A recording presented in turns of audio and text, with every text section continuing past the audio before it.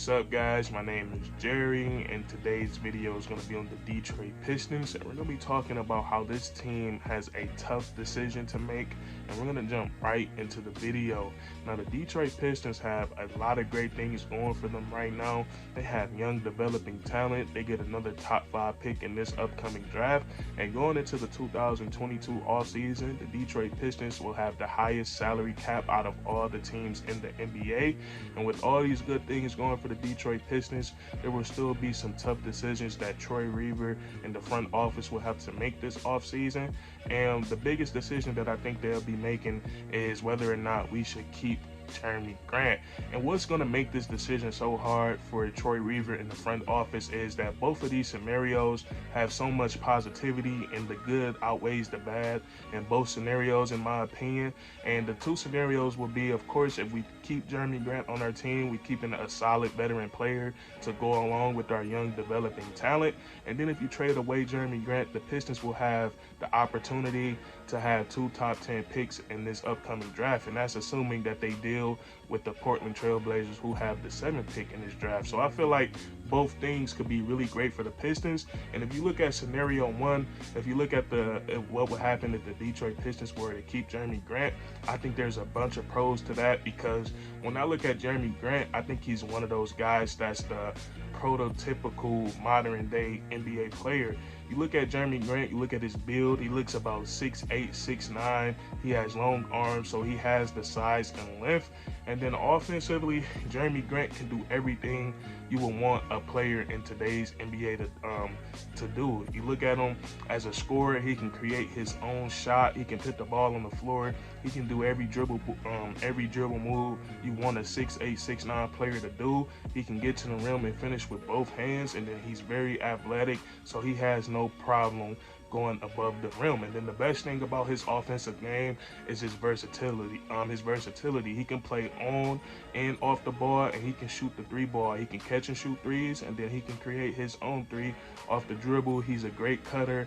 He can catch lobs, and he's just a very solid NBA scorer. And then you look at him defensively, which I love. I'm a defensive first type of guy, and Jerami Grant is a very versatile defender. He's athletic, mobile, he's fast, so he can guard 1 through 4, 1 through 5 sometimes. So he's a switchable defender. And you know, in today's NBA, the NBA loves players that can switch out on the defensive side of the ball. So Jerami Grant is just a very solid NBA player.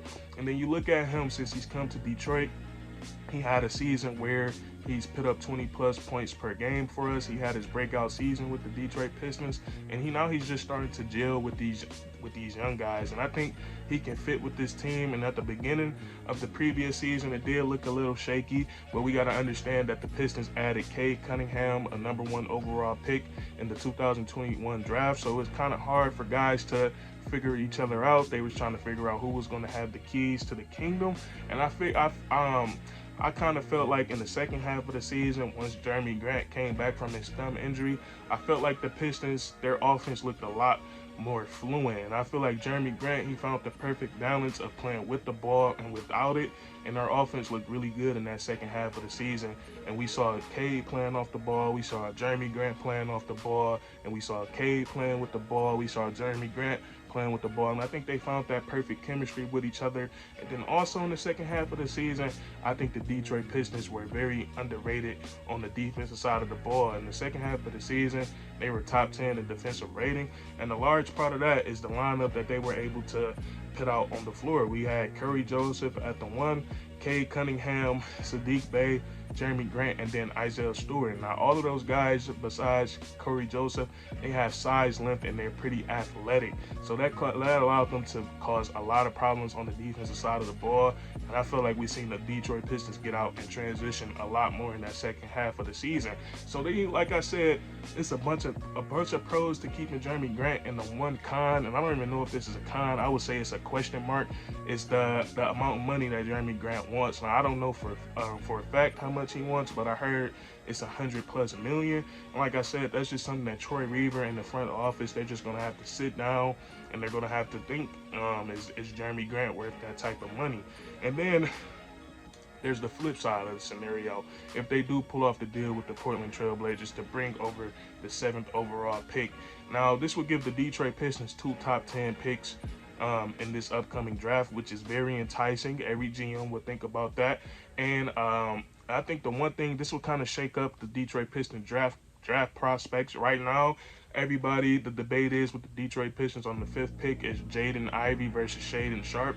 Who will we get between those two guys? But I feel like if we trade away Jerami Grant, it's going to leave a big hole in that front court.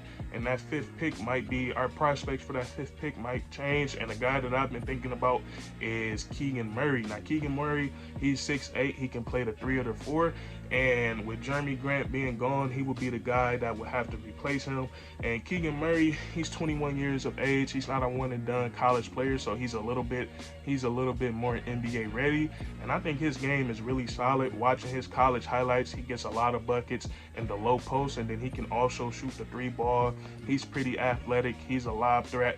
And the only thing that he's lacking offensively, I would say, is he's not the shot creator that Jerami Grant is, and he can't get to the he can't really create his own shot that well. And then defensively, he's really solid. He's another versatile defender. He's going to be able to switch out onto players, and he can guard multiple positions. So that's something we would have to consider, that if we trade away Jerami Grant, we might not be able to snag Shaedon Sharpe or Jaden Ivey at that number 5 pick, because it will be a big hole left in our front court losing Jerami Grant.